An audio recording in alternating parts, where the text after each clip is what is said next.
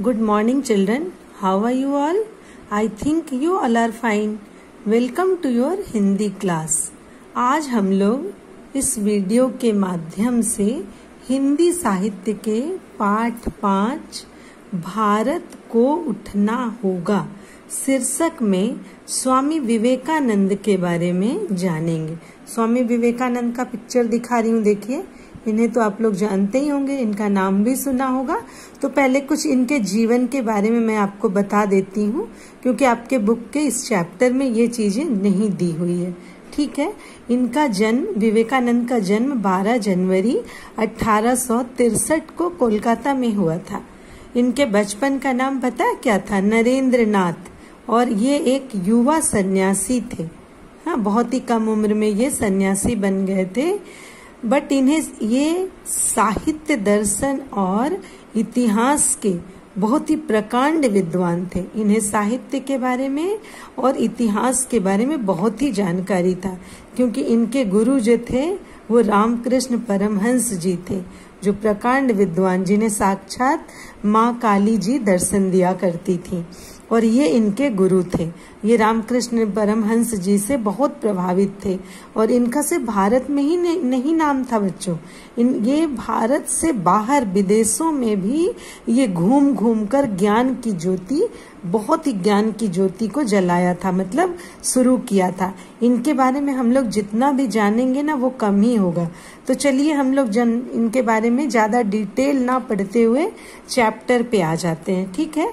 तो इनका नाम जो है, केवल पता चल गया आपको कि भारत में नहीं विदेशों में भी था. शिकागो सम्मेलन हुआ था, उसमें भी ये भाग लेने गए थे और अपने भारत को प्रथम स्थान दिलाया था, और अमेरिका में. तो चलिए हम लोग चैप्टर से इनके बारे में जानते हैं. ठीक है. तो इनके बारे में दे रहा है कि स्वामी विवेकानंद ने, मैं एक एक लाइन पढ़कर आपको पूरा नहीं समझाऊंगी, पूरे चैप्टर का सारांश समझा दूंगी. आप लोग इस चैप्टर को अच्छे से रीड करके समझने की कोशिश कीजिएगा. और इस वीडियो के माध्यम से मैं पढ़ा रही हूँ, और आप लोग को प्रश्न भी बनाना है और उनके उत्तर भी आपको स्वयं से लिखने हैं. इसमें बता रहा है कि जब ये न्यूयॉर्क में थे तो इन्होंने अमेरिका प्रवास के दौरान भारत की संस्कृति का इन्होंने खूब प्रचार किया था. अपने भारत के पूरे खान पान, रहन सहन, धर्म के बारे में, ज्ञानी ऋषि मुनियों के बारे में, सभी चीजों का इन्होंने अमेरिका में भी और न्यूयॉर्क में भी इन्होंने खूब सारा प्रचार प्रसार किया था. हाँ, और वहां से उन्होंने अपने भारतीय भक्तों के नाम पत्र भी लिखा था, और उस पत्र का ही कुछ अंश जो है इस बुक में दिया गया है. ठीक है. मैं उस पत्र का अंश आपको बता रही हूँ और बोलती भी जाऊंगी, अंडरलाइन भी करते रहिएगा. ठीक है.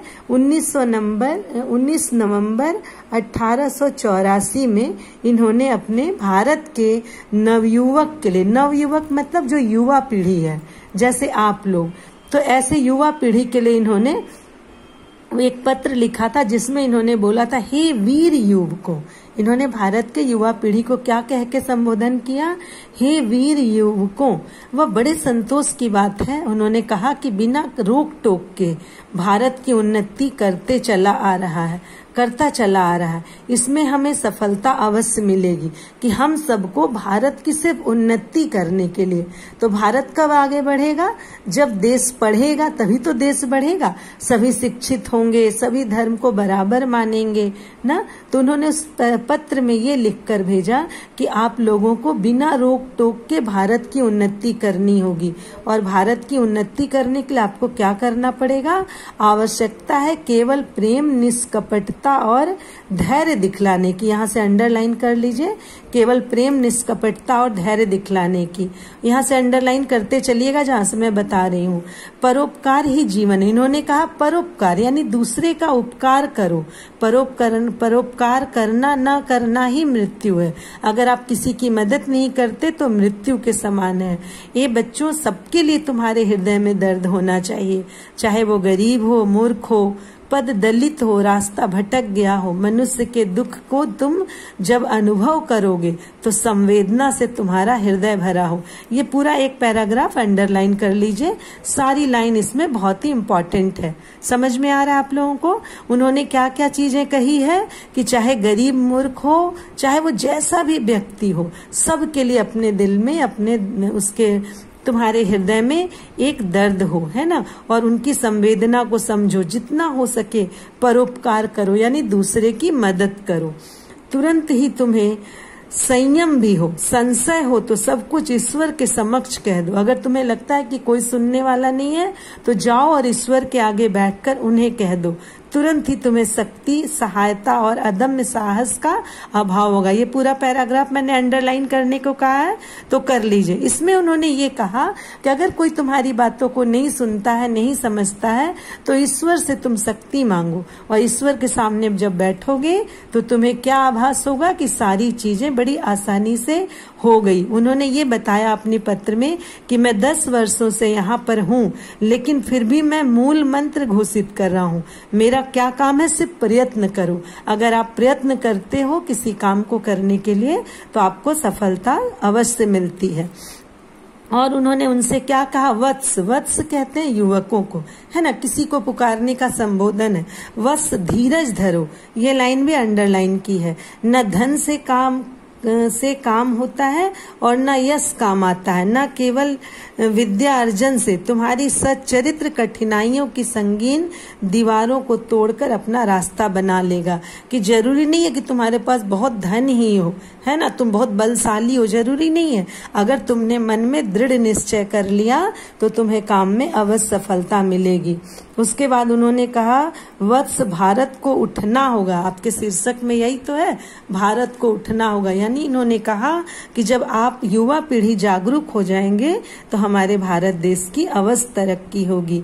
ठीक है, अवश्य ही तरक्की होगी। और उन्होंने कहा, शिक्षा का विस्तार करना होगा, स्वहित की बुराइयों को ऐसे धक्का देना होगा जैसे टकराती हुई अटलांटिक महासागर में जा गिरे। कहने का मतलब कि आपको स्वार्थ नहीं रखना है, ये नहीं सोचना है कि मैं सिर्फ, स्वहित का मतलब होता है सिर्फ अपने फायदे के लिए सोचना। तो इन सब चीजों का आप त्याग करो। ब्रह्मचर्य हो या सन्यासी, ब्रह्मचर्य बोलते हैं जो आजीवन ब्याह नहीं करता, शादी नहीं करता, और सन्यासी जो संत महात्मा हो जाते हैं। तो किसी भी की बुराई को क्षमा नहीं मिलनी चाहिए। कोई अगर ज्यादा बुराई है तो उसे क्षमा नहीं करना है हमें, और ऐसी बुराइयों को हमें, जैसे महासागर हमसे दूर है वैसे हमको अपनी बुराइयों को अपने से दूर रखना पड़ेगा। अत्याचारों का नामो निशान नहीं रहना चाहिए अपने देश में। सभी को अन्न अधिक सुलभ हो, और किंतु यह व्यवस्था धीरे धीरे लानी होगी। धीरे धीरे हम युवा पीढ़ी को क्या बनना पड़ेगा? सक्षम होना पड़ेगा, ताकि हमारे यहाँ अनाज की कमी ना हो, हर व्यक्ति के पास अनाज हो। Turn the page, page change करो, बदलो पेज। अब आ गए हम लोग पेज नंबर 38 में। इसमें बोल रहे हैं कि एक दिन ऐसा जरूर आएगा, एक ऐसे समाज की स्थापना करो अपने सद्विचार से। तुम्हारा विचार जो वो सद्विचार हो, यानी सबके हित के लिए हो। सद्विचार का मतलब होता है सबके हित के लिए। फिर यही मुट्ठी भर लोग सारे संसार में अपने विचार फैला देंगे। जब हम जागरूक होंगे तो सभी को हम लोग जागरूक करेंगे। अगर हमने 10 आदमी को जागरूक किया पढ़ाई के लिए, धर्म के लिए, सद्विचार के लिए, दूसरों की मदद करने के लिए, हमारे हृदय में दया, धर्म, प्रेम की भावना होगी, तो हमने ऐसी चीजें अब 10 आदमी को जगाई, वो 10 आदमी को और जगाएगा। तो इस तरह से हमारे भारत का कल्याण होगा ना, भारत का साम्राज्य आगे की ओर फैलेगा। फिर उन्होंने कहा कि जब नेतृत्व करो, जब ऐसे काम के लिए लीडर बनते हो तो धैर्य रखो, है ना, सफलता तुम्हारे हाथ जरूर लगेगी।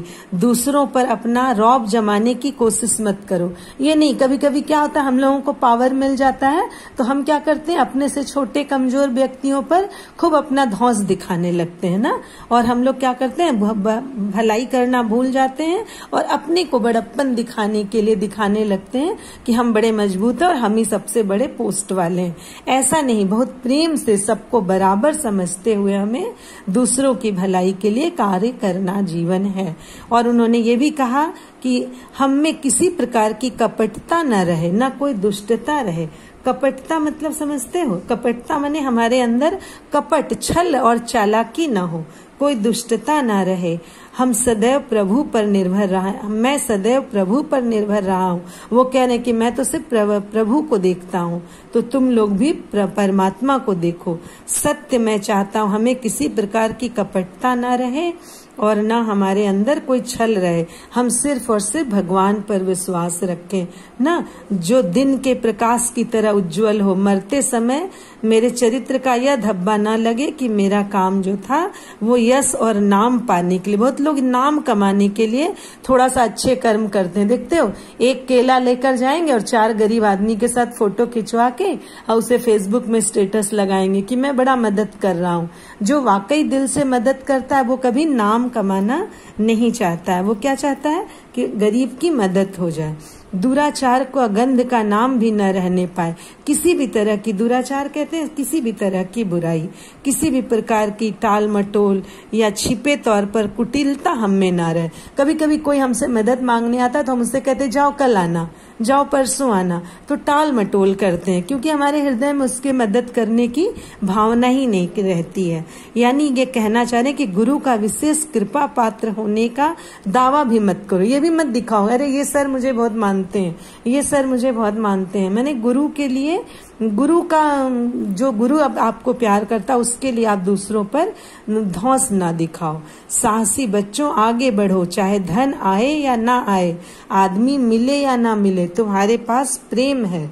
क्या तुम्हें ईश्वर पर भरोसा है? वो कह रहे हैं कि तुम ये मत देखो कि कोई आदमी आगे आ रहा है या कि नहीं, हमें इस काम से धन मिल रहा है कि नहीं, बस तुम आगे बढ़ो, तुम्हें कोई नहीं रोकेगा। सतर्क रहो, जो कुछ असत्य है उसके पास न फटकने दो, सत्य पर दृढ़ रहो, तभी हम सफल होंगे। कह रहे हैं कि हमेशा सच्चाई के राह पे रहो, परोपकार की भावना रखो, दया धर्म की भावना रखो, तो हमारे भारतवर्ष का बहुत ही कल्याण होगा और भारतवर्ष की तरक्की भी होगी। भारत का भविष्य तुम पर निर्भर है, इसलिए काम करते रहो। यहाँ अंडरलाइन करिए, भारत का भविष्य तुम पर निर्भर है।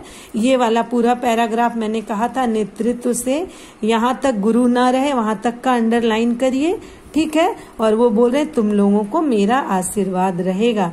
विवेकानंद ने एक पत्र लिखा और उस पत्र में उन्होंने इस तरह की बातें बताई, ठीक है। कुछ शब्द इसमें आए, निष्कपटता। निष्कपटता का मतलब होता है कपट ना होना। व्यवस्था का मतलब होता है प्रबंध, यानी प्रबंध करो, उपाय करो। कुटिलता माने कुटिल होने का भाव। फिर सदी, सदी माने 100 वर्षों के समूह को सदी कहते हैं। और संगीन का मतलब होता है सख्त, कठोर, खतरनाक, कोई ऐसे काम को तुम ना करो। फिर उन्होंने लिखा पुनर्गठित करो। पुनर्गठित का मतलब होता है जिसे फिर से गढ़ा जा सके, गठित किया जा सके, और तब तुम ईश्वर के कृपा पात्र बन जाओगे। कृपा पात्र का मतलब होता है ऐसे व्यक्ति जिस पर कोई कृपा करता हो, चाहे उस पर ईश्वर की कृपा हो, चाहे उस पर उसके टीचर की कृपा हो, मम्मी पापा की कृपा तो रहती ही रहती है ना। तो इस तरह से विवेकानंद की जीवनी के बारे में, जीवनी तो पूरा नहीं दी गई है, मैंने थोड़ा बहुत आपको वीडियो में बताया है।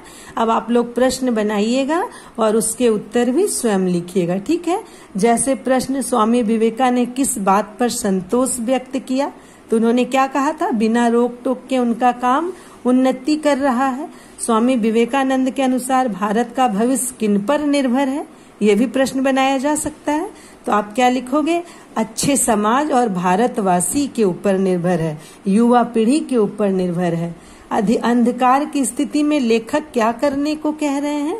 वो कह रहे हैं प्रयत्न करो। अभी उन्होंने विवेकानंद ने कहा ना, विवेकानंद ने क्या कहा कि आप प्रयत्न करिए, आपको सफलता अवश्य मिलेगी। रामानुज ने क्या किया था? सबको समान समझकर समान अधिकार घोषित किया था। समझ में आ गया? ओके, समझ में आ गया आप लोगों को? अब आप लोग प्रश्न का उत्तर, स्वयं प्रश्न भी बनाइएगा, उत्तर भी लिखिएगा, कठिन शब्द लिखिएगा। Okay, good bye children, thank you.